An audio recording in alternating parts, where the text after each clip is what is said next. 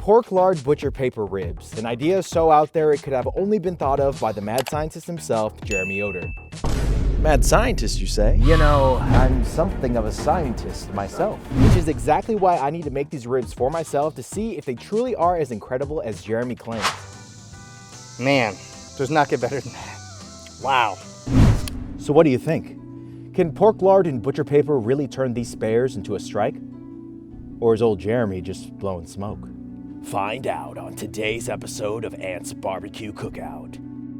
So I am using a Costco 3-pack of St. Louis cut spare ribs, which is perfect for my experiment because I'm going to do the lard butcher paper with one of the racks, a traditional wrap with the second, and for the third, I'm going to be doing something special. So make sure to stick around to the end so that you can find out what that is. So not gonna do too much to these ribs since they're already cut in the St. Louis style. So I am just going to score the membranes on the back and then cut off any hunks of fat or meat that are just hanging off the ribs. I'm also gonna cut off this hunk of meat right here at the end of these ribs because the second rack actually already had it cut off and I wanna make these as uniform as possible.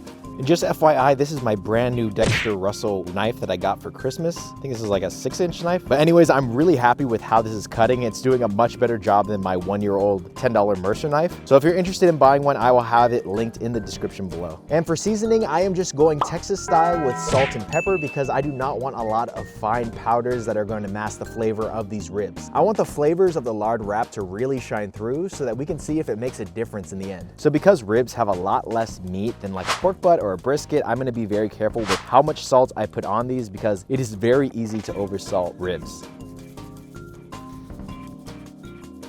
So now that we're seasoned up, I'm gonna go ahead and get the Pecos fired up and then throw these ribs on the cooker.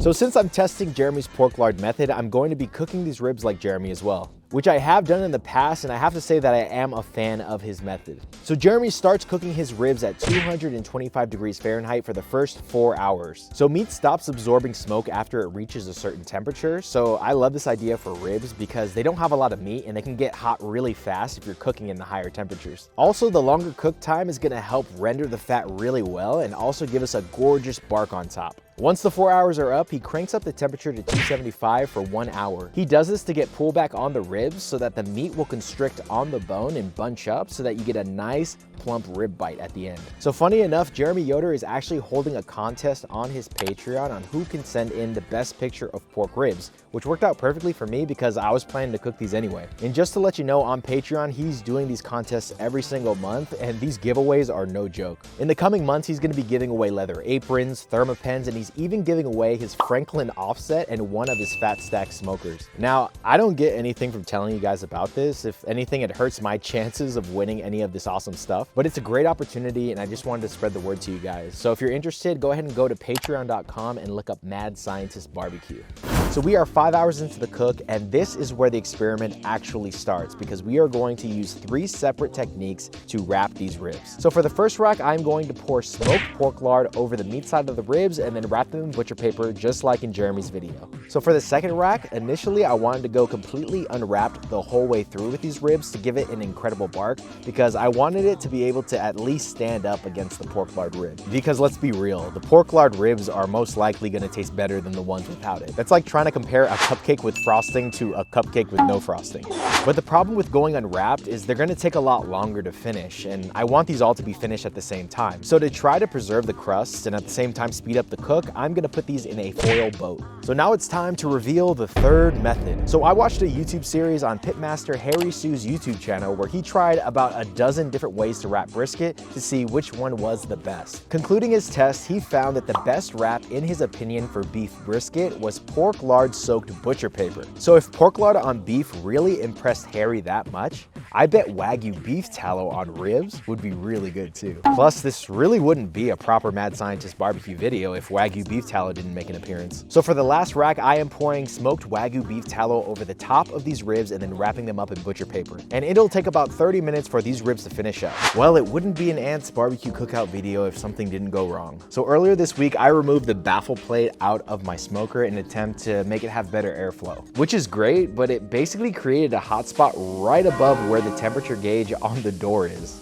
And normally this wouldn't be a problem because I can just measure the ambient temperature with a temperature probe. But unfortunately, I left my temperature probe out in the snow and it basically broke. So I'm kind of cooking blind here. So the temperatures in this cook aren't super accurate and I'm just going off of the little things that I do know, like the color, the fat render, things like that. And I'm really hoping that these ribs turn out okay. Okay, let's get these ribs unwrapped and then we can see which one reigns supreme.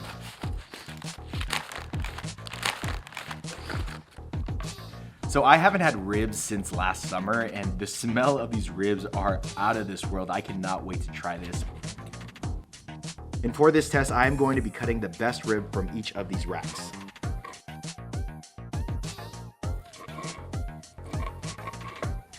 Before this test, I intentionally did not put barbecue sauce on any of these ribs, and I did that because I want to make sure that I can taste the subtle differences between each of these ribs. But anyways, it is freezing out here, so I'm afraid that these ribs are going to freeze over, so I'm going to go ahead and dig into them. So let's start with the traditional rib first.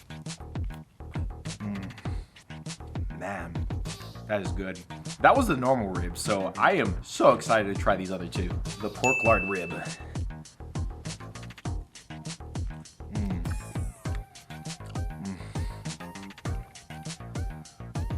And finally, the Wagyu beef tallow rib.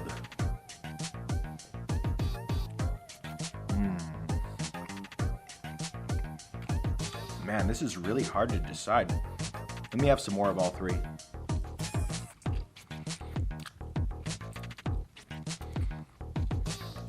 And that's all that's left.